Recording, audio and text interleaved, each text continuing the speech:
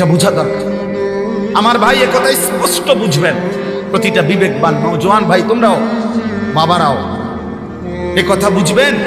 এই কোরআন সুন্নাহর ইলম আর দুনিয়ার সমস্ত জেনারেল ইলম, এই জেনারেল শিক্ষার যত পড়া আর এই কোরআন সুন্নাহর পড়ার একটা মৌলিক পার্থক্য হলো, জেনারেল শিক্ষার সমস্ত পড়ার মূল টার্গেট এই দুনিয়ার আয়োজন, দুনিয়ার জীবন উপভোগ করার জন্য যত অত্যাধুনিক, যত প্রযুক্তি, যত সহজকরণ, যত আধুনিকায়ন হইতে পারে, এটা হলো জেনারেল শিক্ষার মূল মাকসাদ।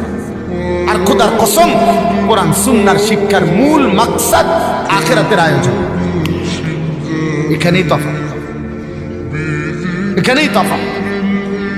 আপনি আমগরে দুর্বল ভাইবেন না। আমার বিষয়ের উপরে আমি পড়ি, আমি আপনার বিষয় কেমনে বুঝলাম? আপনি যে আমার বিষয় বোঝেন না,